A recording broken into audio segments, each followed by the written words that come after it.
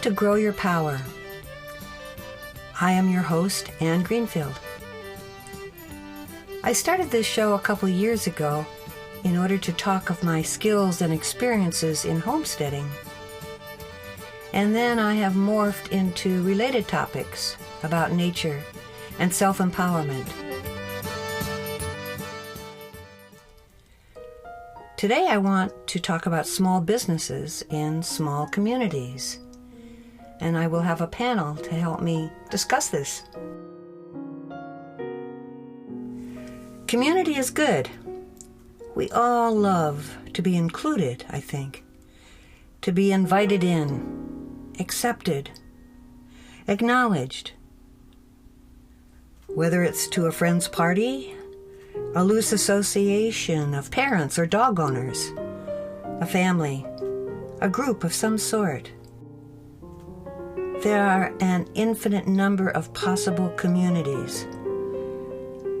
I belong to a women's writing group, 2 therapy groups, a rental community, a dance network, and for 33 years I belonged to an intentional residential community and to a very small village community.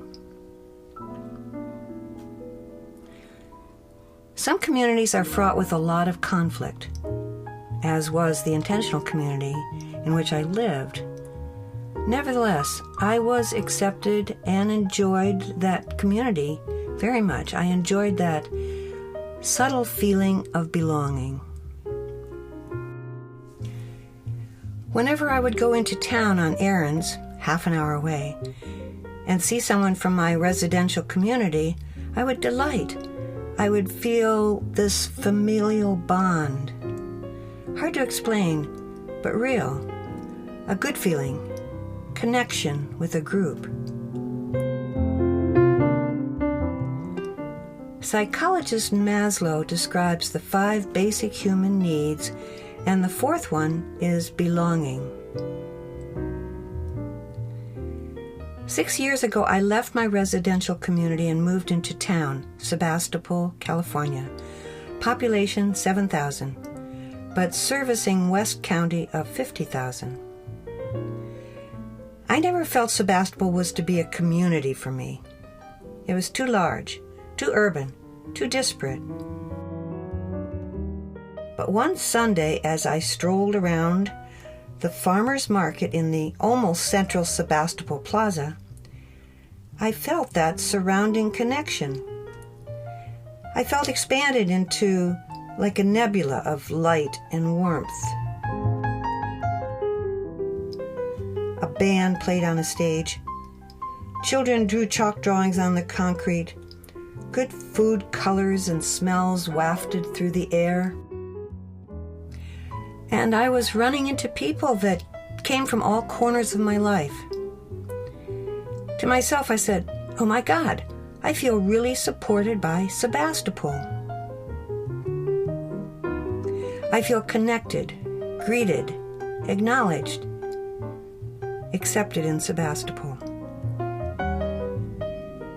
Having a central focus to a community such as the farmers market every Sunday draws us together also.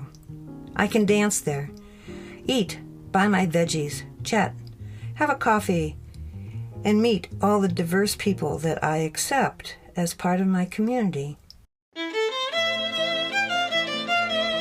I especially love watching the man who brings chalk for the children and plays with them on the plaza floor. Or another man who uses the lawns to play tag or wrestle with older kids. Local musicians do a music jam after the official band's performance, and many people stay for hours listening, chatting, if the weather's good.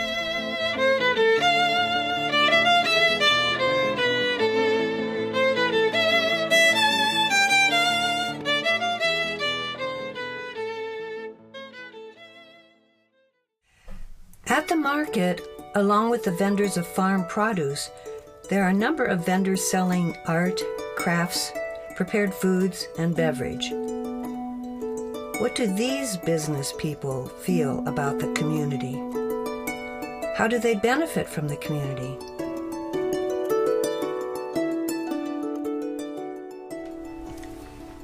The people of Sebastopol has shown themselves to be quite environmentally conscious and particular about the quality of food and products they buy.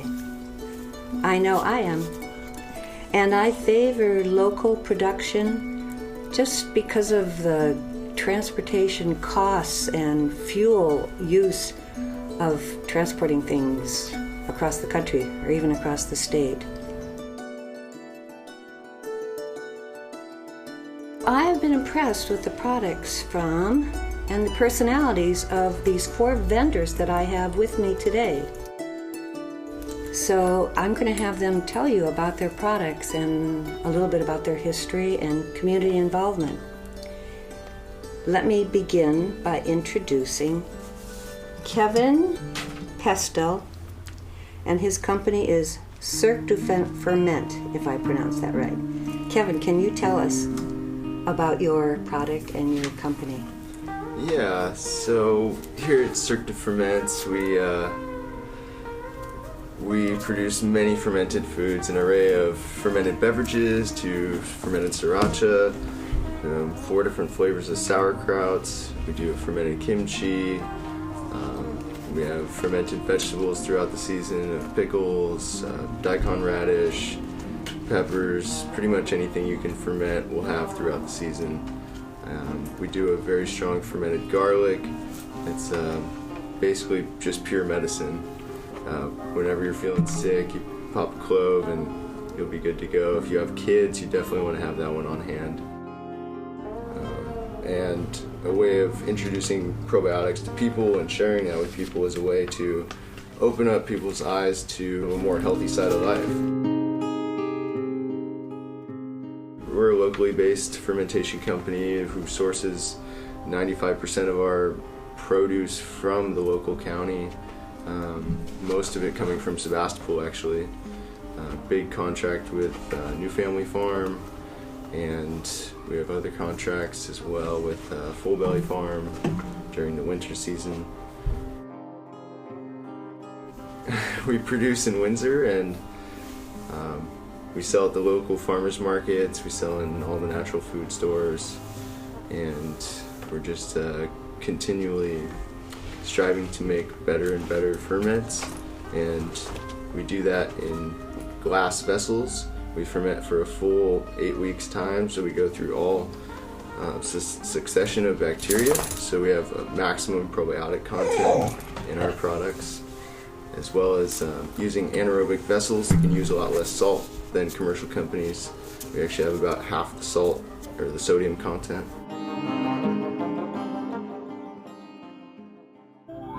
I just ran into Kevin in his booth at Farmers Market, and I was very excited to see kind of a homemade kombucha, and I've really become addicted to kombucha. I don't like wine and beer anymore. They just make me sleep, and kombucha is the greatest beverage. And to have it be served by such a good-looking young man, too. Thank you for saying that, and you know, a big reason we started the company is to really pursue that healing aspect of life. Both me and my partner Tina, we've come from bartending backgrounds and have seen destruction and, you know, just the destruction of that side of things. So our whole passion for starting this 4 years ago is just kind of to pursue this life of healing and to really show people that, you know, you can really have a good time all the time. Big part of our thing is just education and just, you know, getting people to eat ferments, because I know it's kind of a strange thing to the majority of people still. So. Thank you, Kevin. And now let's hear from Heidi Herman with a dog on her lap. Good morning. So I run a seaweed company by myself called Strong Arm Farm. I collect only on the Sonoma coast. I hand collect about 5 varieties and then rinse them and dry them, and I sell them primarily to chefs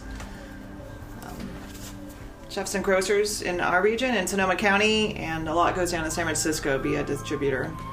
So yeah, it's all done by hand. There's a season to it. I go in June and July primarily, and shucked down by hand. Each blade of seaweed gets harvested by hand and rinsed by hand, laid out on screens. So yeah, it's a lot of custom work that really can't be mechanized so much. But it's very nutritious. A lot of chefs have appreciated just supporting our shore food. And it's a plant-based protein, so that's appealing to some different diet style choices. And I've known Heidi for a number of years, probably 10 years, since I was selling at the Occidental Farmers Market, the goat products that I got from my goats.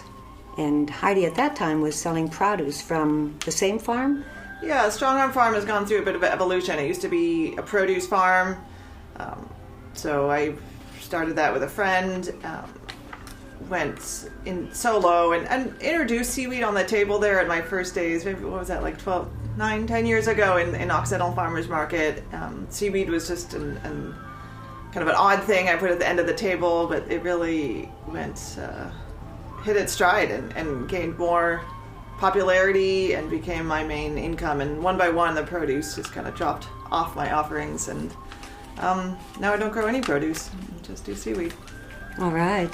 Change of life. Yep.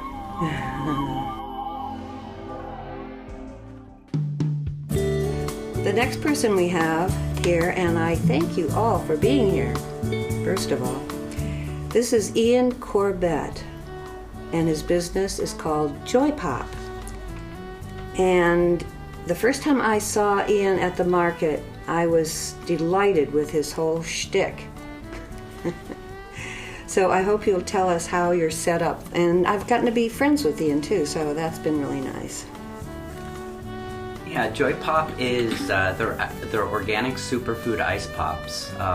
Like a popsicle in that it's a frozen treat on a stick, but unlike a popsicle, I have a variety of flavors that focus on being full of nutrients and low in sweeteners.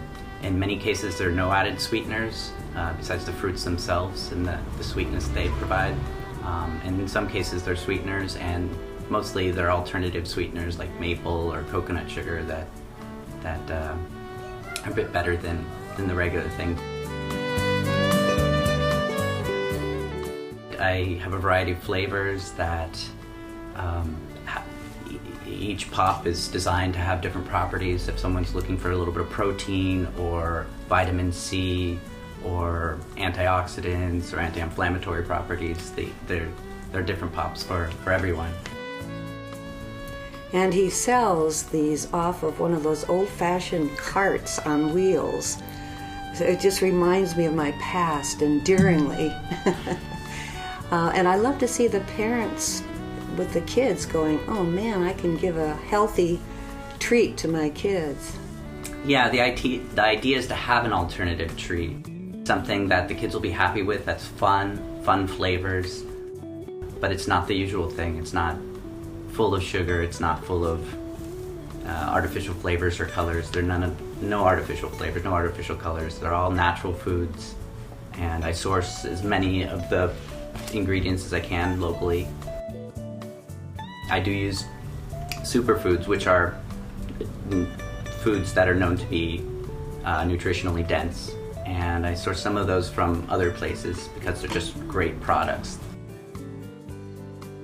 But it's really great to see the reaction of the parents to the fact that I have something that's alternative and interesting, and they're not worried about giving it to their children like they would be the usual thing. So that's great, and I get a really good response.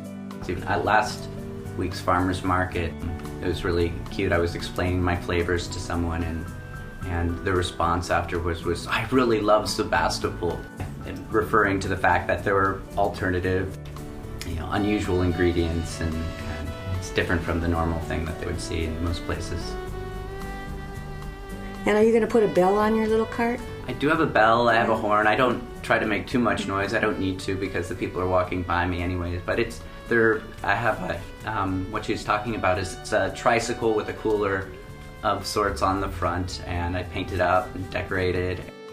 And it's great, it's fun. I bicycle from where I have the popsicles stored to. I mean, it's fun riding down the road and attracting the attention it attracts because it's unusual and like an old style ice cream cart. Thanks for describing it. I just couldn't tell exactly what it was, but Yeah, I made it colorful. There's a big umbrella over it. There's some fun signs and paintings on it, and try to attract people with that. But then when I get them close, I tell them about my product and what's unusual about it. All right, thank you.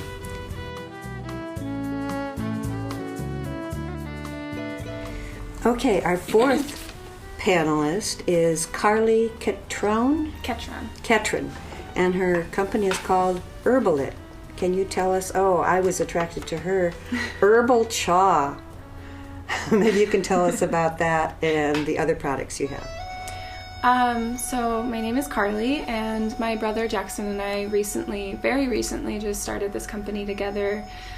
It's herbal, our main product and our only product that we're producing right now. We're working on some others, but we call it Herbal Dip. And essentially it's a chew. So we've had Anne came to us and asked if she could chew it like gum, and that's one way to use it. The other way is to actually pack it into your lip as a cha or a dip. And that stems from, it was inspired by, I should say, chewing tobacco. And my brother came to me wanting to find a substitute that we could offer to people, because he's an athlete, he's a baseball player, and he's not a chewer himself, but in the community that he's in, it's very popular. And obviously something like that can be very harmful to people's health, whereas herbs and essentially an herbal supplement can actually increase your vitality and bring life to your being. And so he came to me, I'm an herbalist, and asked me to formulate something for him, and so I created our product. And we're still growing, we're still really establishing our groundwork. We're just in the beginning of it. We're both full-time students right now, and looking for the feedback that we're hoping to have, which is that it's a good thing and people are wanting it. And so far so great, and we're continuing to produce and hoping to share more. All right, thank you, Carly. I'm glad to meet you. Thank you. Heidi, could you tell us a little bit about the Herbal Exchange and how you and Carly are connected to that and how that works into the farmers market? Yeah, I've been a grower member of the Sonoma County Herb Exchange for about 8 years. So I grow products and grow herbs. The most prominent one is skullcap.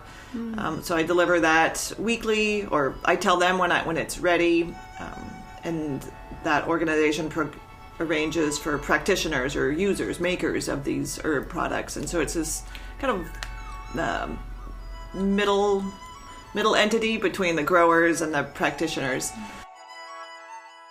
So they work with about 30 growers and maybe about 30 practitioners. So that's kind of the main function of that group, is connecting makers and growers.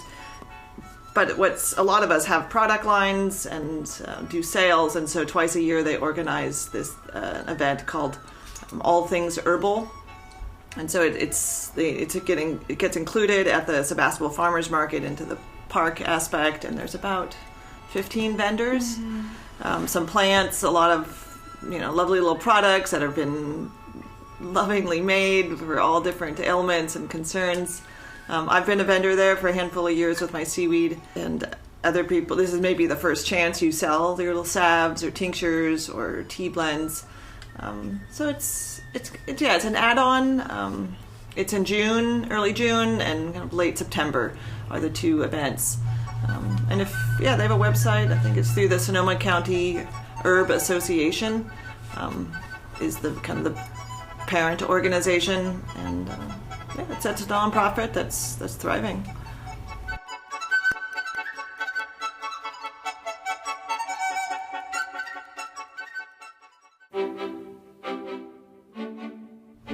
Okay, Kevin, I wonder how you got started in this.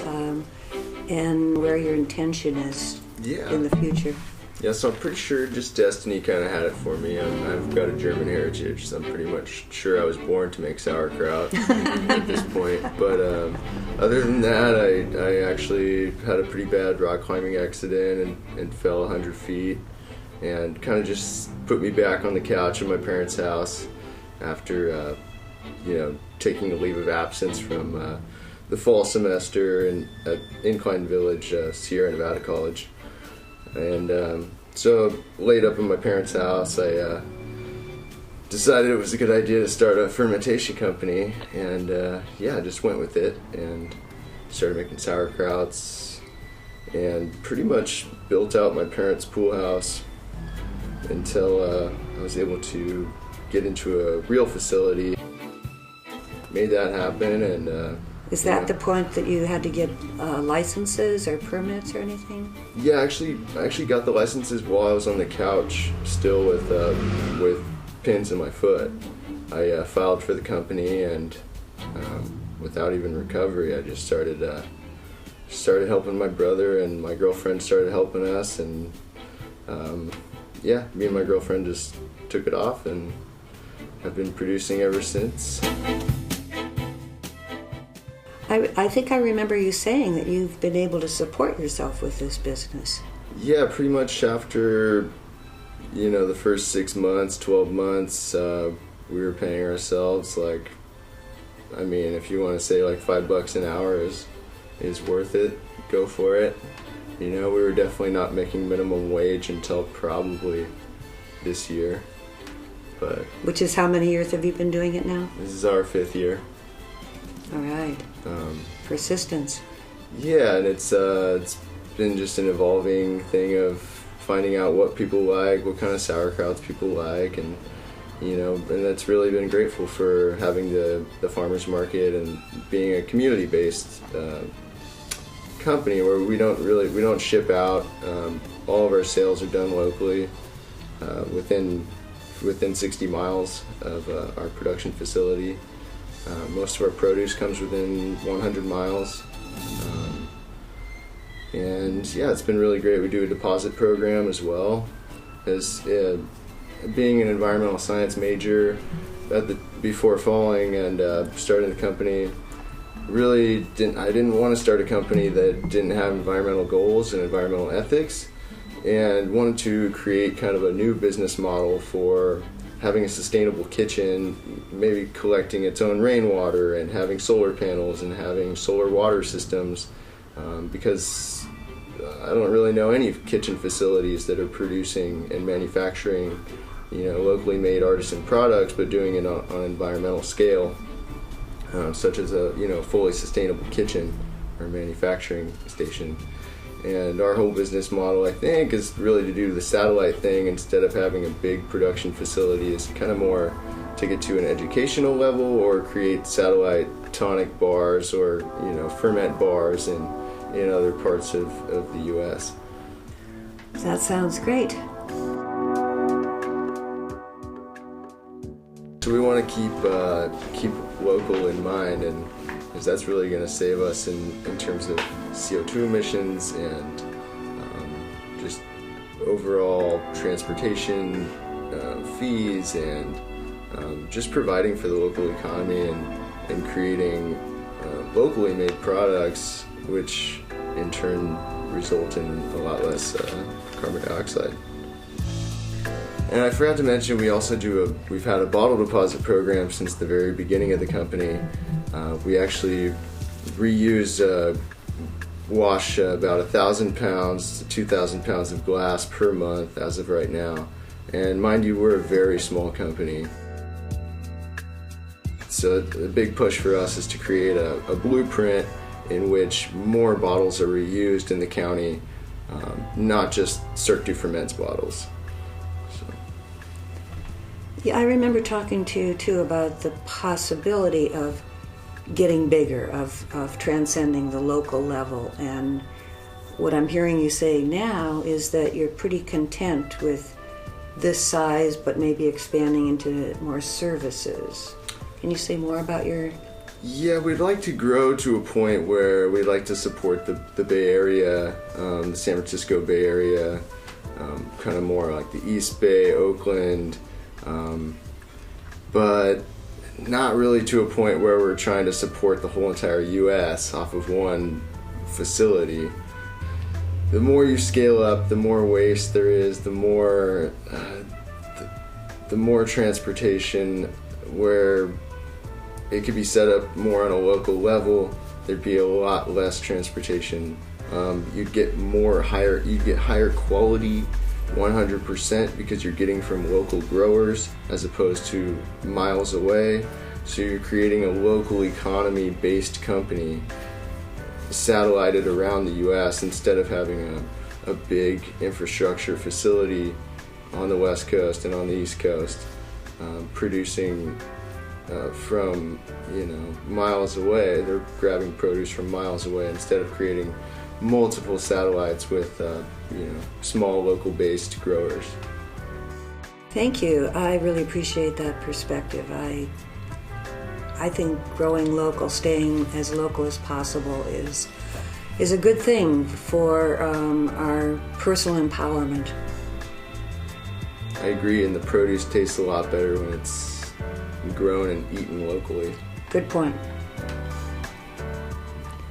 Heidi, you told us something about your beginnings as a vegetable producer, but can you tell us more about the progress of your company and where you're headed, if you are intending something else? Yeah, well, as I mentioned, I started Strong Arm Farm as a produce farm with seaweed as kind of a bonus add-on. The seaweed became a unique niche in our marketplace. Nobody else was offering that here in Sonoma County.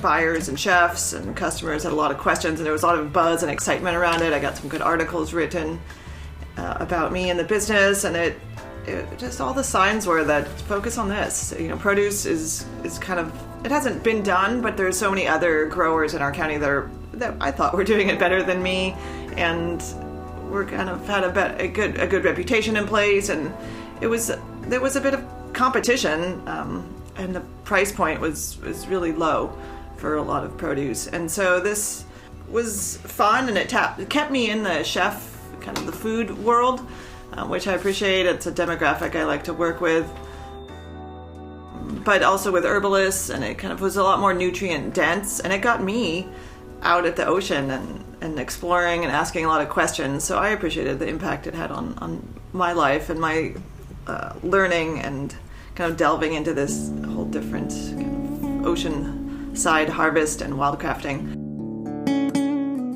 But where I'd like to see the business go, it's each year it's kind of scaled up a little bit, but in regards to volume, I don't plan on harvesting more than I do. I harvest about 2,500 wet pounds of seaweed a year, and so that all that gets lugged up. I'll use the word lugged because it's a chore to heft it up on your back, up the kind of cliff at the ocean, and it's wet, and it's arduous, and we just have a limited time of low tide where you can get access to these varieties. So between like 6 and 8 a.m. is kind of those few mornings in June and July is when I go out. So I don't see scaling up in volume, both for what's physically possible and the ecological impact that it could make. I feel comfortable with what I'm doing out there currently. The ocean looks really healthy and abundant. That may change, and at that point my business will change as well. But right now we do kind of a check-in with everyone I bring with me, and about what looks abundant on that beach, what varieties are there. So there's a lot of observation skills that go into wildcrafting in the first place, but just how much we take and how we take it too. So there's a lot of education of sustainable harvesting to cut where the algae can regrow.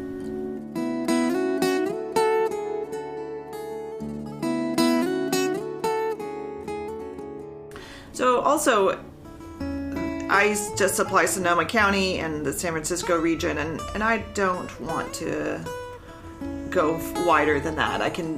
everything that I harvest in the year, I can sell within that year to this local region, and it's at the time commitment that works in my life too. I teach at the 2 universities here, the Santa Rosa Junior College and Sonoma State, so that's another additional job in my life, and so this seaweed is kind of fits into my summer vacation pretty well in that regard, just as one budgets their time through the year. So the harvest is my summer vacation.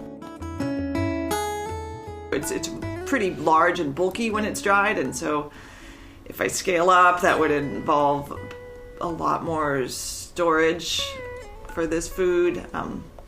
So yeah, right now it's something one person can handle. I hire help during the harvest season, but to me it's a one-person business, and that's how I like to maintain it for ease and just time and stress level. And you get to go to the ocean. Right. I just think that what we do should be really personally satisfying to us also. It should be fun. Yeah, it's still, I'm already looking forward to next season.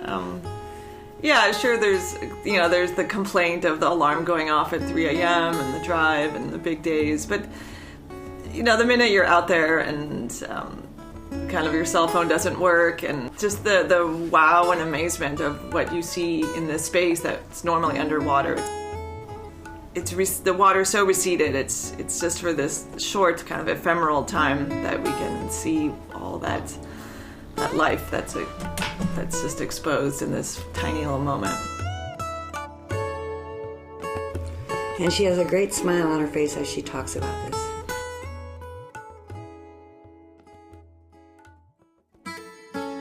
Ian, how did you get started with Joy Pop, and what's your intention for the future?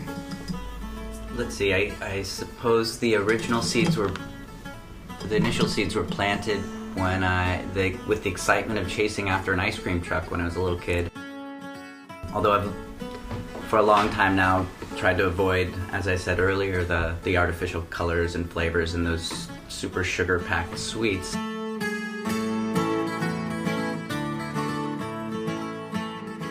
Most of my life I've worked with food in one way or another. I've had restaurants, smoothie cafes in a couple of countries, Costa Rica and Brazil.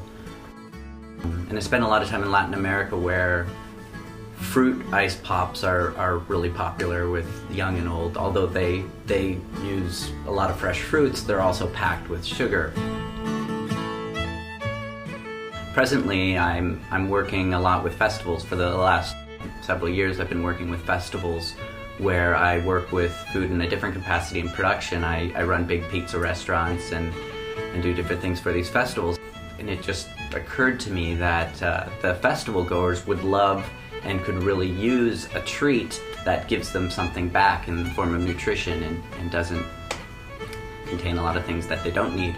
And so I started a couple years ago selling the popsicles at festivals that I was already going to for other reasons.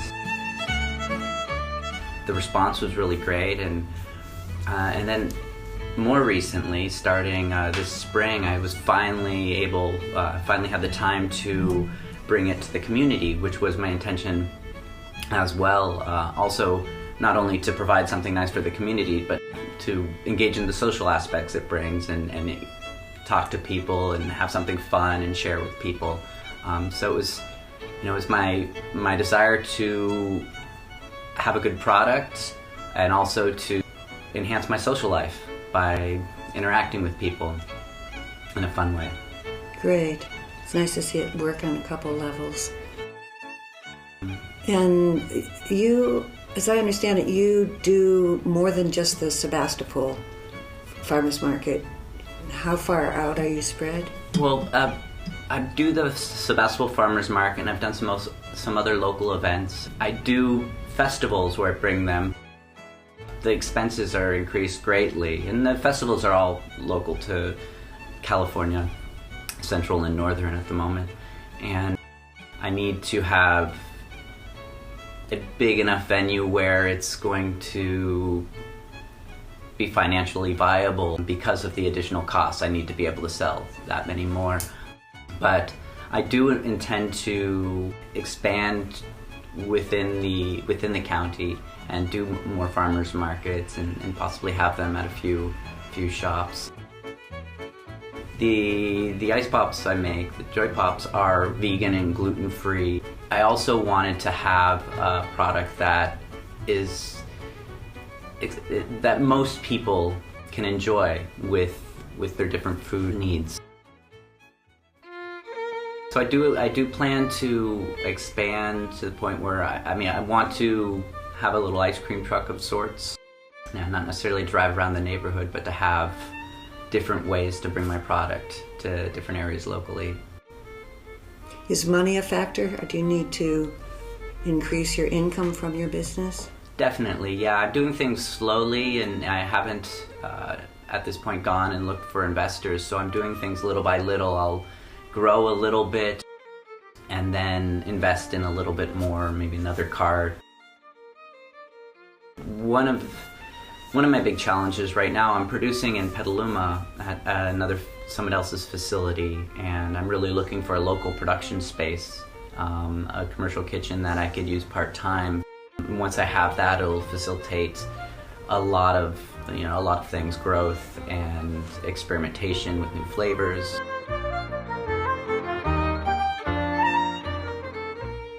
Okay, Carly, you told us the original inspiration for your product, which is great. That's very interesting. I wonder if you could tell us more about your setup for production and what you envision as your future with it.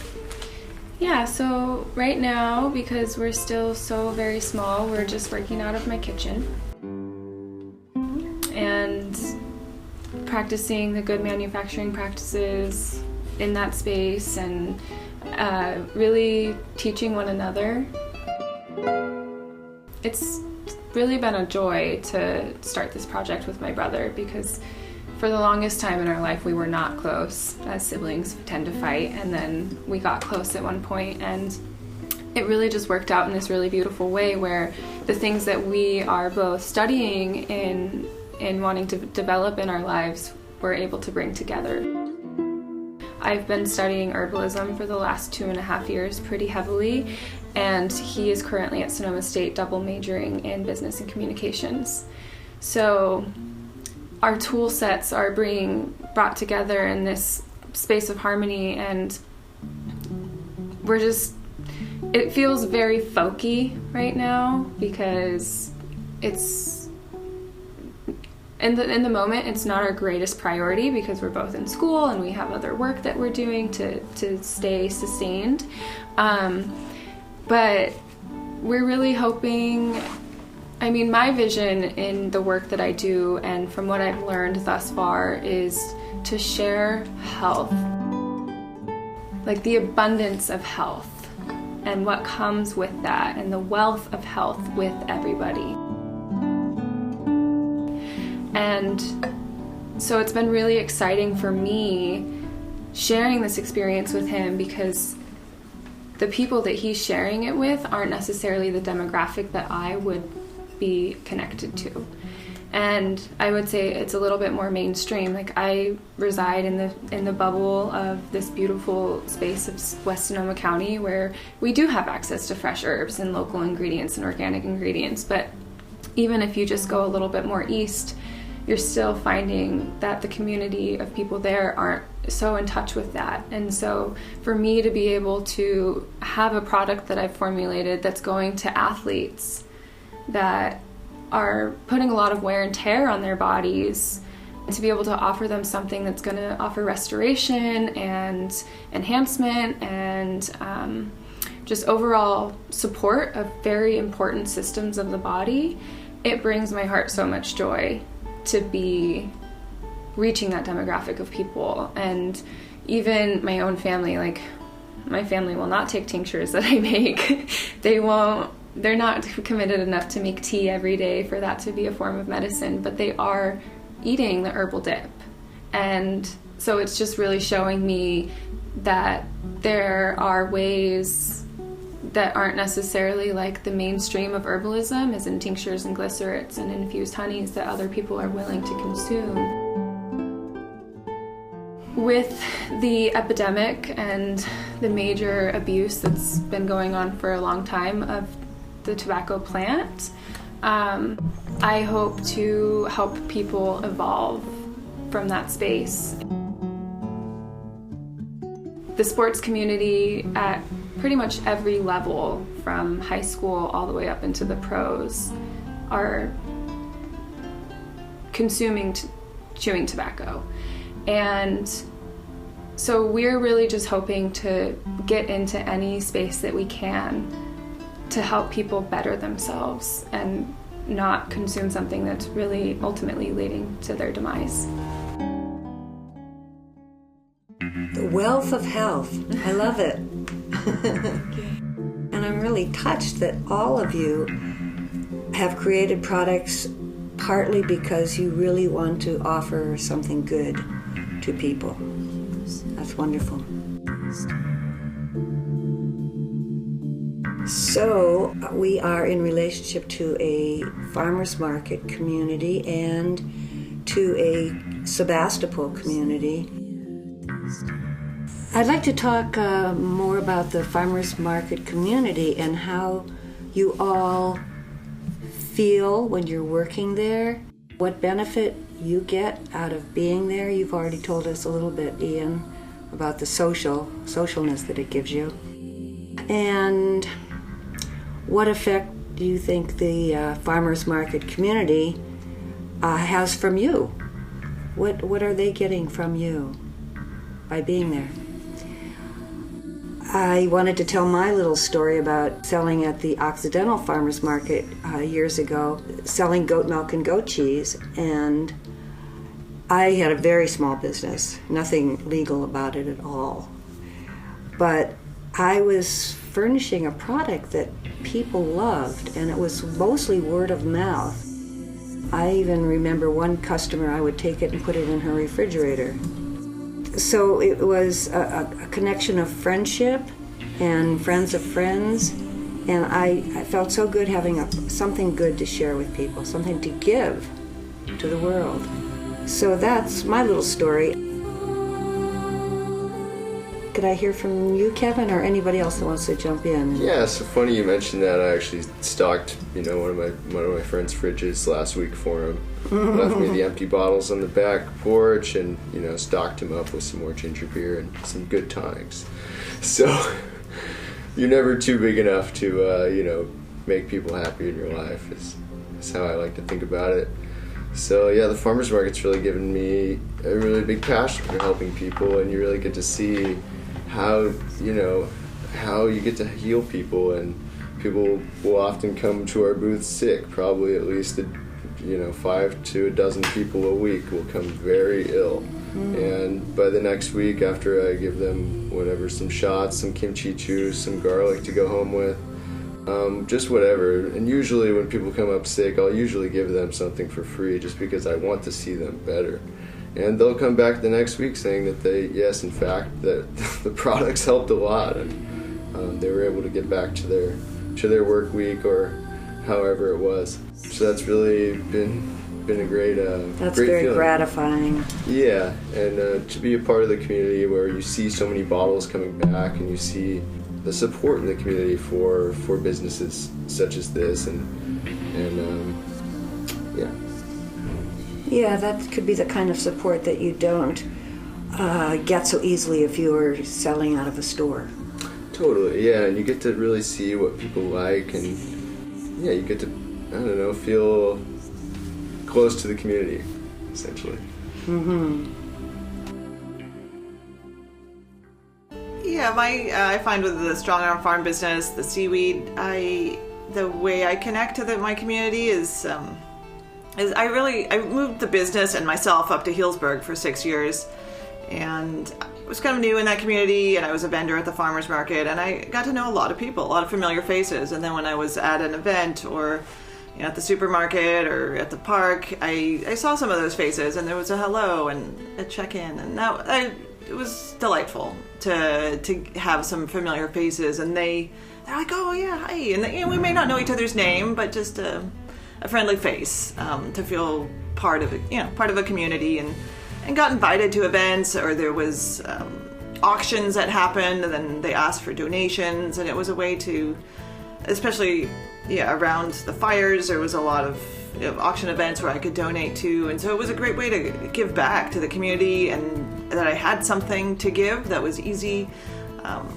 I donate a lot to the Ceres project because they create a lot of broths, and that the seaweed fits right into that.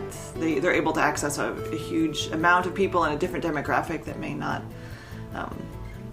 be exposed to my seaweed or can't afford it. So that's awesome that I can work through these different entities in our community to kind of spread the seaweed resource that we all share. I just happen to be the one to harvest it, but it's all of ours, what we have on our coast.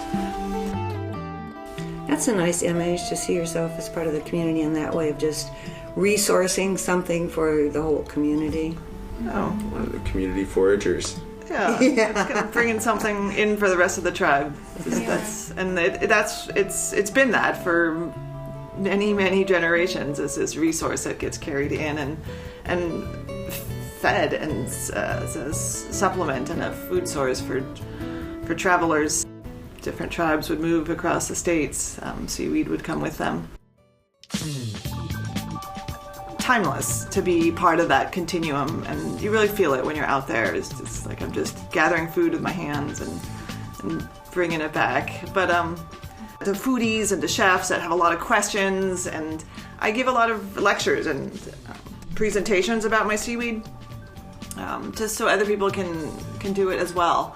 It's not an idea or a skill set that I want to hoard by any means. It's just the know-how, and it's skipped some generations here, learning how to do a lot of those skills and seasonal habits that we used to be more connected to. And I feel, some people question why I share this, and gosh, I'm creating competition for myself, and that hasn't happened.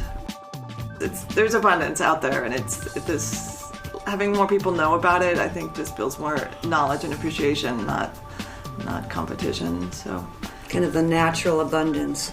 It's the ocean. yeah, and I'm okay sending a lot of it down to San Francisco. I don't always know who the recipient is, but a lot of urban folk are disconnected with where food comes from, and when it says Sonoma County and hand harvested, they're able to come up here on a weekend and see that and participate and go on some forage groups that I lead through a group called Forage SF. They can do it themselves and get that experience, understand, be connected a little bit more to their food system and how to harvest food and how to process it and how to dry it and make it last and how to share it with other people. Now they have a lot of something, and you kind of almost have to either share the finished food of it or share the seaweed. And I hear people, when they're out there with me, they're like, oh, I'm going to make this as Christmas presents, or I'm going to make a broth to share with sick friends, or it makes a lot of food. It's kind of an enabler to share it. So it's neat to see the kind of how it multiplies itself and reaches a lot of people. It's very cool to also kind of fit in like you don't want to trash your food. This is coming from your ocean, like don't trash the oceans. This is your food,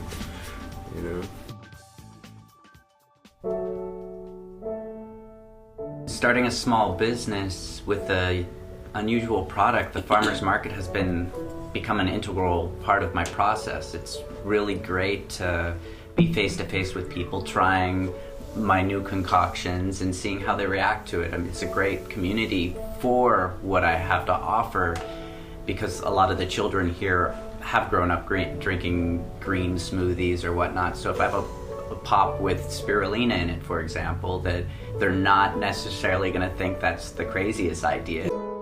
People are squeamish. They're like, they're a little bit unsure of some of the ingredients I use because it's not something they would typically eat. But I provide them in a fun, delicious way that gets people eating them. But I get to see their faces as they eat them and how they react, and it's been really great for me to see what works, see what people like, see what they want. Like direct feedback. Direct feedback. Priceless. Definitely. in addition to all the friends I've made by being there, and just a really nice way to become a bigger part of the community and be able to give to it and receive from it. It's a great way to participate. Good. I'm glad you're there. And Carly? Well, at this point, I am definitely more of a customer at the market than I am a distributor.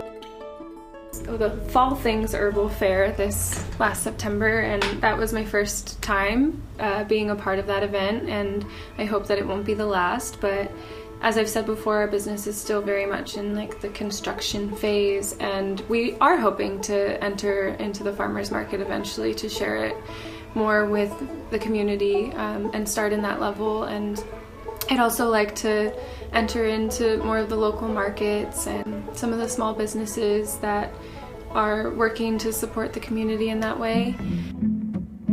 Yeah, I think that we're just really blessed to have the Sebastopol Farmers Market. I don't think there's anything like it in this area. It goes year-round. It has such a great community orientation with the vendors and the customers, and it's my best Sunday when I get to wake up and go to the market and get my groceries for the week that are coming from the land that is around me, and that I'm able to support the people that are supporting this land and keeping it vibrant and strong.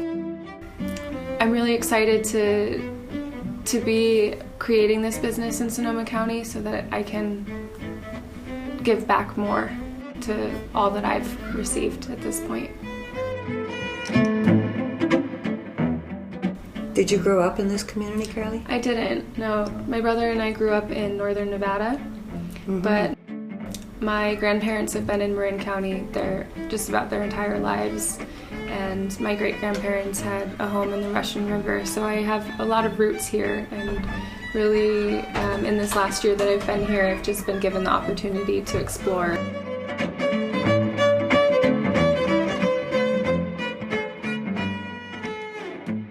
Well, I want to thank all of you again for being here. This has really been cozy and fun. And is there anything else that any of you would like to say? This is Carly again, and I just wanted to quickly mention some of what the herbal dip contains. I formulated it with herbs to support the cardiovascular system, to support cognitive health. It also has superfoods and adaptogens, and adaptogens are herbs that help the body adapt to stress. So it's a great little bundle of vitamins and minerals, and some honey to make it nice and sweet. And a lot more fun to take than a pill.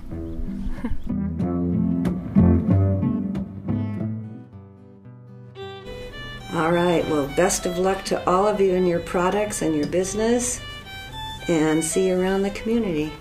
Thank you so much. Yeah, thank you for having us. You're welcome. Thank you for the work that you're doing for the community as well. Thank you. And a final toast to community before we sign off. Someone said to me, just community itself is healing. It's healing to feel part of something bigger than yourself. A community can give us feelings of acceptance and connection, acknowledgement. Community activities can satisfy a need for social interaction, a chance to explore the great diversity of our species. What I see that works in our Sebastopol community is, first of all, a place, a meeting place. An outside and public place, like the farmer's market, allows easy entrance and leave-taking. And no one is excluded. There are no rules, just an understanding, I believe, that we come together peacefully and are considerate of others. Otherwise, as one woman said, what makes the difference in community is me. Me being helpful, loving, accepting, and communicating.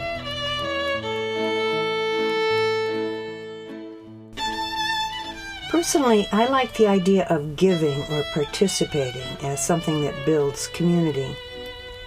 Even if all we give is a smile, a friendly word, a dance, some vegetables, or a healthy joy pop.